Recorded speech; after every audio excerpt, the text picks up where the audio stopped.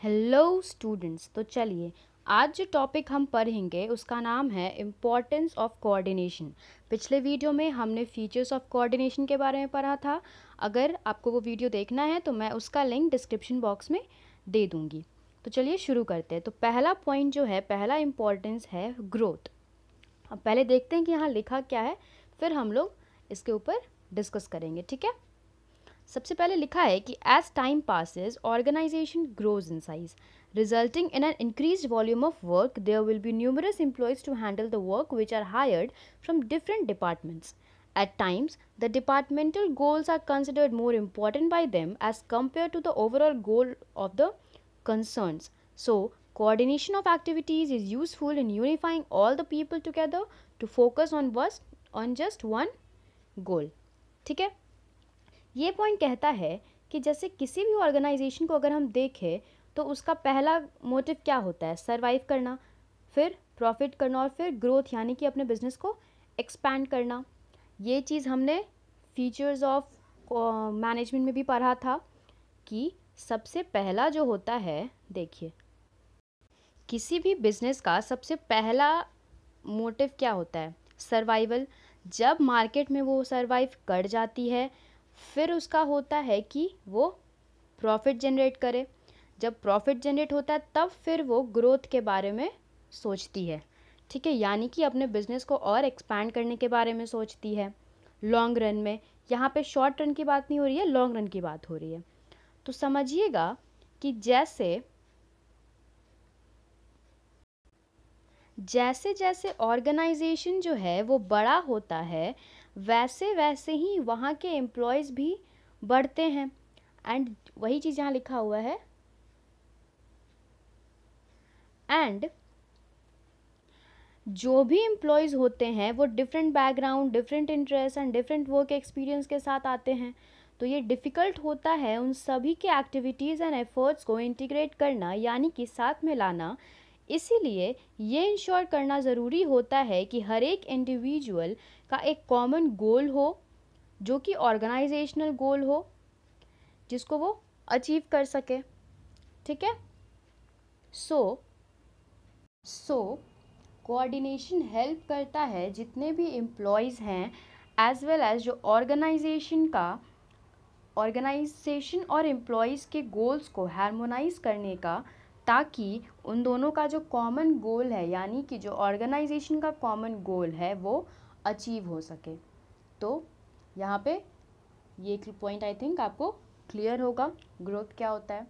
अब नेक्स्ट है हमारा स्पेशलाइजेशन। तो स्पेशलाइजेशन क्या कहता है, देखिएगा, ध्यान दीजिएगा। In specialization tasks are assigned to the employees as per the expertise और स्पेशलाइजेशन, यानी कि जैसा उनके पास स्किल हो, जिस चीज़ में वो स्पेशलाइज्ड हैं उस हिसाब से उनको टास्क असाइन किया जाता है, दिया जाता है ऑर्गेनाइजेशन में। सो coordination helps in bringing together all the talented and experienced employees together to maintain a harmonious relationship between various groups. Okay? अब समझिएगा कि जैसे जैसे टेक्नोलॉजी अपग्रेडेशन हो रहा है या फिर टास्क का डाइवर्सिफिकेशंस हो रहा है, वैसे वैसे हर ऑर्गेनाइजेशन में स्पेशलिस्ट रिक्वायर्ड होते हैं। हर ऑर्गेनाइजेशन चाहता है कि उसके ऑर्गेनाइजेशन में स्किल्ड प्रोफेशनल एम्प्लॉयज़ हों, और बहुत बार ऐसा भी होता है कि जो स्पेशलिस्ट होते हैं वो जनरली सोचते हैं कि वो काफ़ी क्वालिफाइड हैं, ठीक है। सो उनको ऐसा लगता है कि वो जो भी डिसीजंस हैं वो खुद ले सकते हैं, उन्हें किसी की एडवाइस की ज़रूरत या हेल्प की ज़रूरत या ओपिनियंस की ज़रूरत नहीं होती है। यही चीज़ कई बारी डिफरेंट स्पेशलिस्ट के बीच कॉन्फ्लिक्ट्स क्रिएट कर देती है, ठीक है। जैसे मान लीजिए कि ये स्पेशलाइज्ड पर्सन है पहला और ये सेकंड। अब इसका जो ओपिनियन है वो इसके साथ मैच नहीं कर रहा है और इसका जो ओपिनियन है वो इसके साथ मैच नहीं कर रहा है।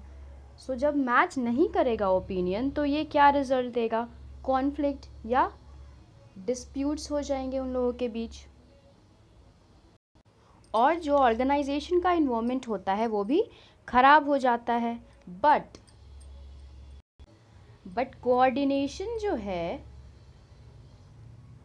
हेल्प करती है उन स्पेशलिस्ट के इंटरेस्ट एंड ओपिनियंस को रिकंसाइल करने में, यानी कि रिजॉल्व करने में, ताकि जो भी डिस्प्यूट्स हैं उन्हें कोऑर्डिनेशन के साथ वो रिजॉल्व कर सकते हैं। कोऑर्डिनेशन हेल्प करता है ताकि जो भी डिस्प्यूट्स या कॉन्फ्लिक्ट्स हो रहे हैं स्पेशलिस्ट या फिर एम्प्लॉयज़ के बीच में, ऑर्गेनाइजेशन में किसी भी एम्प्लॉयज़ के बीच में, उसको रिजॉल्व करने का काम कौन करता है? हमारा कोऑर्डिनेशन करता है। फाइन। और उन लोगों के बीच हारमोनियस रिलेशनशिप भी बिल्ड करने का काम कोऑर्डिनेशन करता है। तो आई होप कि आपको ये स्पेशलाइजेशन अच्छे से समझ में आ गया होगा। अब नेक्स्ट देखते हैं। नेक्स्ट है लास्ट हमारा फंक्शनल डिफरेंशिएशन। ये कहता है कि different departments in the organization have their own set of objectives, policies, etc. This creates conflicting situation many a times, and coordination seeks to integrate the efforts and activities of various departments. अब ध्यान से समझिएगा कि हर organisation में जो भी activities या functions perform होते हैं उन्हें डिफरेंट डिपार्टमेंट्स, डिविजन्स या सेक्शंस में बांटा जाता है, एंड हर डिपार्टमेंट्स के अपने ऑब्जेक्टिव्स, पॉलिसीज़ या स्टाइल ऑफ वर्किंग होते हैं, अपने अलग अलग होते हैं उनके। अब एक छोटा सा एग्जांपल देखिए। मान लीजिए कि ये जो है ये हमारा मैनेजर 1 है, ये एक डिपार्टमेंट है, ठीक है,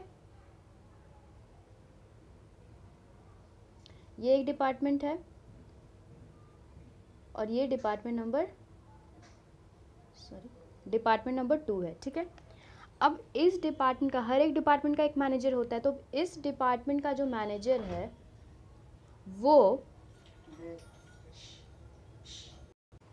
वो अपने डिपार्टमेंट्स के लोगों को इंडिविजुअली काम समझाता है, ठीक है। और इस डिपार्टमेंट का जो मैनेजर है, मैनेजर नंबर 2, वो अपने डिपार्टमेंट्स के लोगों को एक बार में इंडिविजुअली जा के सबके बेंच पे नहीं, एक बार में काम समझा देता है और लोग समझ जाते हैं। बट यहाँ पे वो इंडिविजुअली जाके समझाता है। तो इसका मतलब क्या हुआ कि इन दोनों का काम करने का तरीका अपना अपना है। ये अपने स्टाइल से काम करता है, ये अपने स्टाइल से काम करता है। अब एक और एग्जाम्पल समझते हैं, डे टू डे एग्जाम्पल समझते हैं। Day to day life example समझते हैं, ठीक है, बेसिक सा एकदम। ये मान लीजिए ए है और ये बी है, दोनों भाई हैं। अब ए जो है उसका पढ़ने का कैसा तरीका है, वो पहले इजी सब्जेक्ट्स को पढ़ता है और फिर स्विच करता है हार्ड सब्जेक्ट्स पे, मतलब जो उसके लिए टफ होता है, ठीक है। बी जो है अपोजिट है, वो पहले हार्ड सब्जेक्ट्स को सोचता है कि हम पढ़ ले, उसके बाद इजी को पढ़ेंगे। फाइन। अब काम तो दोनों ही करते हैं, लेकिन दोनों का काम करने का तरीका डिफरेंट होता है। एंड अगर दोनों को कह दिया जाए कि साथ में बैठकर पढ़ाई करिए, तो क्या वो दोनों साथ में बैठ के पढ़ाई कर पाएंगे? नहीं, क्योंकि उसका तरीका, इसका तरीका अपना है, बी का तरीका अपना है, दोनों साथ में नहीं पढ़ सकता है। वही चीज़ यहाँ दिया हुआ है कि जब एक ऑर्गेनाइजेशन में डिफरेंट लोग होते हैं जिनका अपना ऑब्जेक्टिव्स होता है एंड इंटरेस्ट होता है, एंड हर डिपार्टमेंट अपने अपने ऑब्जेक्टिव्स को फुलफ़िल करने के लिए उस पर वर्क करते हैं, एंड इसी रीज़न से मे पॉसिबल कि उनके बीच कॉन्फ्लिक्ट्स या क्लैश ऑफ इंटरेस्ट हो जाए। इसीलिए हर डिपार्टमेंट एंड इंडिविजुअल इंटरडिपेंडेंट होते हैं एक दूसरे के ऊपर, ताकि उनका ऑर्गेनाइजेशनल गोल जो है, कॉमन गोल जो है, वो अचीव हो सके। एंड कोऑर्डिनेशन हेल्प करता है डिफरेंट डिपार्टमेंट के एक्टिविटीज़ को सिंक्रोनाइज करने में, ताकि वो लोग साथ में मिलकर एक सिंगल डायरेक्शन यानी कि कॉमन गोल को अचीव करें, ना कि अकेले और इंडिविजुअली। वही यहाँ पे भी लिखा है कि coordination seeks to integrate the efforts and activities of various department. हर डिपार्टमेंट के इंटरेस्ट को, एक्टिविटीज़ को इंटीग्रेट करने का काम कौन करती है? कोऑर्डिनेशन करती है। तो आई होप कि आप लोगों को समझ में आ गया होगा। इसी के साथ हमारा इम्पोर्टेंस ऑफ कोऑर्डिनेशन कंप्लीट होता है। अगर कोई डाउट है तो आप लोग कमेंट में हमको जो भी डाउट है वो लिख सकते हैं, मैं उसका सल्यूशन आप लोगों को दे दूँगी।